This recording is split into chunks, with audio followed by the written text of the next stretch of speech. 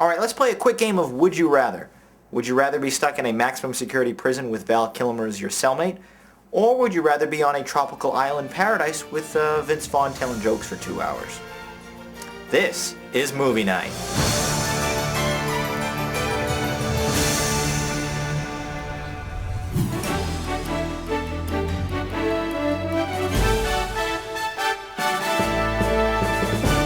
Hello and welcome to Movie Night, the weekly movie discussion show brought to you by the fine people here at IDEO Productions. Hello, my name is Jonathan Paula, I'm your host, and our first film tonight is the 2009 comedy vehicle starring Vince Vaughn.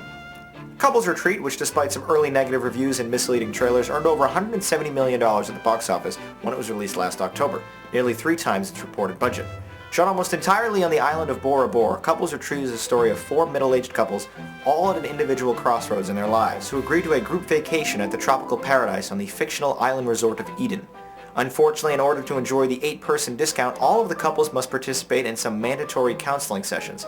And this, of course, is where the comedy is apparently supposed to ensue. Vince Vaughn, Jon Favreau, and Jason Bateman headline this all-star cast of comedy regulars, putting together some unfortunately bland performances that we've seen from all of them a dozen times before. The only real fresh and original aspect of this film is the outlining plot itself, forced couples therapy on a tropical paradise. An intriguing and potentially winning formula. Sadly, however, the movie fails to really capitalize on this humorous concept, with many aspects of the film just muddling along and feeling too much like actual therapy rather than a comedy movie. The first 20 minutes of this film are really the best here. The establishing scenes of each of the 4 couples are arguably the funniest scenes in the film. Almost all of the remaining funny parts of this movie are the ones you already saw in the trailer, which given the massive promotion for this film and its DVD release last week, can only make you laugh so many times. However, a seemingly random and persistent reference to working out a struggling relationship at an Applebee's made me laugh a few times. Far too serious at times and unrealistic at other times, this comedy movie honestly feels like anything but for most of its 113-minute runtime. Some clever gags and some funny deliveries from the great cast will make you laugh, but these moments are few and far between, and ultimately, it results in a subpar movie overall. Well, that's what I thought of the movie Couples Retreat. Now let's see what you guys had to say in the YouTube comments. M. Mistler wrote, an average comedy for adults. I'd say the only structure of the movie was Vince Vaughn. If he wasn't in this, it would be a terrible movie. 6 out of 10. SIJ97 wrote, despite a talented cast and some reliably pleasant interplay between Jon Favreau and Vince Vaughn, Couples Retreat leaves viewers stranded in an arid, mirthless comedy. I give it a 4 out of 10. Alright, let's go ahead and fire up the Ratematic to see how Couples Retreat ranked. A bad and a good. While I laughed at times and enjoyed some of the characters and scenes in this movie, far too much of it failed to entertain me like a good comedy film really ought to. I had to rank it a 3. While some of you agreed with me, others seemed to really love this film, praising Vince Vaughn's always hilarious performance and the large supporting cast. You scored it an average 6. Well, enough about tropical paradises and Vince Vaughn, let's do a complete 180 and examine life in a hardened correctional facility. Felon is a 2008 drama starring Stephen Dorff and Val Kilmer. That, like most of you I'm sure, you had never even heard of this film until I recommended it last week. And as is often with the case with these little-known films, Felon is a real delight. Dorff plays Wade Porter, who, after protecting his family from a burglary, is sentenced to jail on involuntary manslaughter charges. After getting in a scuffle and a mix-up at his first day at prison, his sentence is escalated, and Porter finds himself in the most isolated and brutal section of the prison, known as the SHU. His cellmate at the SHU just so happens to be a veteran of the jail system, John Smith, an infamous multiple murderer with a heart of gold, played stoically by Val Kilmer.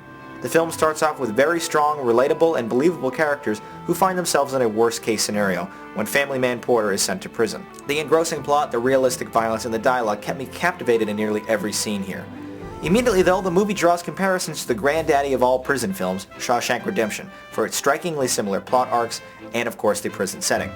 Obviously this film is no Shawshank Redemption, but the comparison to previous prison films actually helps this movie strive. Director Rick Roman Vaugh is astutely aware of the type of film he's creating and throws several curveballs our way to make sure that Felon stands out from the pack. The primary focus of the movie is Porter's situation in prison and his relationship with his wife, played by Marissa Nichols, who only will wait so long for him on the outside. Felon is a very intimate movie that ultimately is a character study about how much and how long an individual can endure. Dorff, Nichols, and Kilmer all do an absolutely fantastic job of bringing their characters to life and making them memorable. Opposition in the film comes from the sadistic and menacing prison guards, which creates for some excellent villains you'll love to hate and root against. On the filmmaking and editing side of things, Felon does a great job of pulling us into the environment with some expert use of sight and sound. Although the ending of this film may be a bit too Hollywood for some folks, the basic plot of this movie is apparently based on real-world events, so I really can't knock the movie too much there. My only real complaint with this otherwise fantastic movie is that some of the supporting cast, although well-developed and well-acted, felt awfully formulaic and strikingly similar to many of the typical prison characters we've seen in so many movies before. Anyway, that's what I thought of the movie, fella. Now let's see what you had to say in the YouTube comments. Cortez7 wrote, "Truly an amazing movie. The hate between the different prison groups set the tone for the movie, and it has a great ending, which came to me rather unpredictable. 9 out of 10.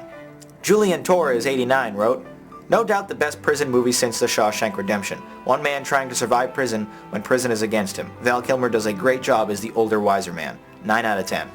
Alright, now let's fire up the Rate-O-Matic to see how you and I rank the movie Felon. An 8 and a 9. I really enjoyed this film, and while it wasn't the greatest prison movie ever made, I honestly couldn't find much about the film that I didn't like. I have to score it a great.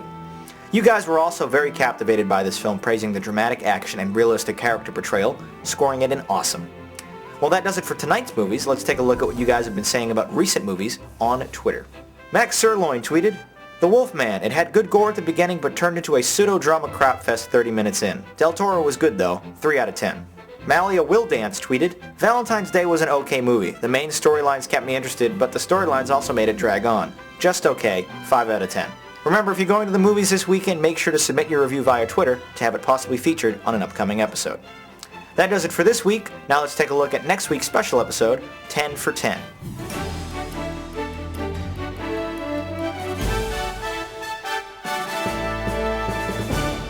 In rapid-fire fashion, next week I'll be highlighting my top 10 favorite movies of all time and explaining to you why I think they deserve an amazing 10 on the Rate-O-Matic.